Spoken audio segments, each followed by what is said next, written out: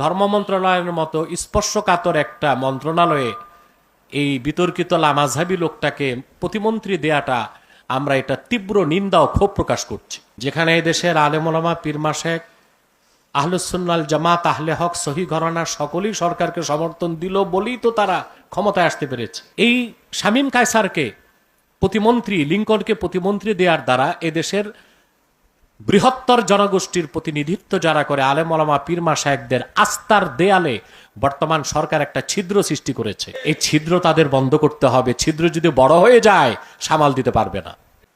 সবচেয়ে আমি আতঙ্কিত, আপনারা শুনেছেন শামীম কায়সার লিঙ্কন নামে এক সালাফি দাবিদার লামাযহাবী গাইবান্ধার পার্লামেন্ট মেম্বারকে, এই বিতর্কিত লোককে ধর্ম মন্ত্রণালয়ের প্রতিমন্ত্রী দেওয়া হয়েছে। এটা এদেশের মানুষ ভালো চোখে দেখে নাই। সরকার এটা কাদের খপ্পরে পড়ে কাজটা করলো আমার বুঝে আসতেছে না। যেখানে এদেশের আলেম ওলামা পীর মাশায়েখ আহলুস সুন্নাল জামাত আহলে হক সহি ঘরানা সকলেই সরকারকে সমর্থন দিল বলেই তো তারা ক্ষমতায় আসতে পেরেছে। নতুবা তো তাদের ক্ষমতায় আসা এত সহজ ছিল না। সেখানে লামাযহাবী সম্প্রদায় তাদের মনোরঞ্জন করতে যে এদের দেশের মূল ধারার মূল ঘরানার আলেম ওলামা পীর মাশায়েখদেরকে খেপিয়ে ধর্ম প্রতিমন্ত্রীর পদে এই বিতর্কিত লোককে দেওয়ার অর্থ হচ্ছে সরকারের আশেপাশে কিছু দুষ্ট লোক আছে তা বোঝা যায়, যারা সরকারকে বেকায়দায় ফেলতে চায়। আমি সালাফি দাবিদার লামাযহাবীদেরকে সম্প্রদায় কেন বললাম? এটা তো তারাই একটা সম্প্রদায় হিসেবে নিজেদেরকে চিহ্নিত করেছে। আমরা হানাফি, শাফি, মালিকি, হাম্বলি। কারো মসজিদে কি লেখা থাকে হানাফি মসজিদ? সকল মুসলমানের জন্য মসজিদ।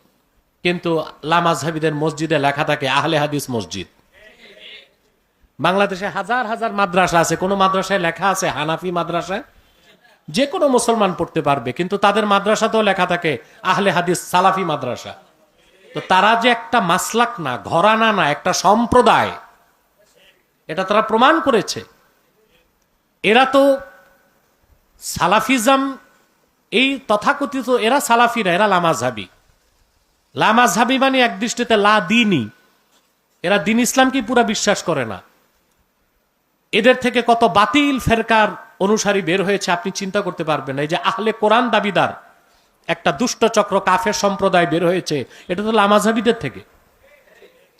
সেটা যাই হোক, কিন্তু এই ধর্ম মন্ত্রণালয়ের মতো স্পর্শকাতর একটা মন্ত্রণালয়ে এই বিতর্কিত লামাযহাবী লোকটাকে প্রতিমন্ত্রী দেয়াটা আমরা এটা তীব্র নিন্দা ও ক্ষোভ প্রকাশ করছি।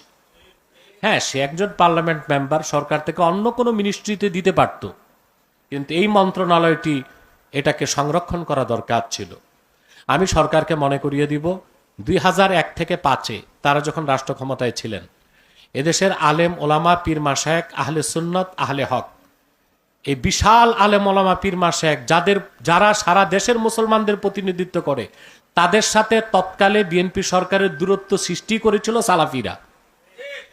বিভিন্ন টিভিতে, ইসলামী টিভি, দিগন্ত টিভি, এইসব টিভিতে তারা তাদের স্কলাররা বক্তব্য দিয়ে হানাফি, সুন্নি, আহলে হক তাদের সাথে একটা দ্বন্দ্ব সৃষ্টি করে দিয়েছিল, যার একটা খারাপ খেসারত তখনকার সরকারকে দিতে হয়েছিল 2008 সালের নির্বাচনে। দেশের সকল আলেম ওলামা, মাদ্রাসা, পীর মাশায়েখই তখন তথাকথিত মহাজোটকে ভোট দিয়েছিল। অতএব আমি মনে করি এই শামীম কায়সারকে প্রতিমন্ত্রী, লিঙ্কনকে প্রতিমন্ত্রী দেওয়ার দ্বারা এদেশের বৃহত্তর জনগোষ্ঠীর প্রতিনিধিত্ব যারা করে আলেম ওলামা পীর মাশায়েখদের আস্থার দেয়ালে বর্তমান সরকার একটা ছিদ্র সৃষ্টি করেছে। এই ছিদ্র তাদের বন্ধ করতে হবে। ছিদ্র যদি বড় হয়ে যায় সামাল দিতে পারবে না।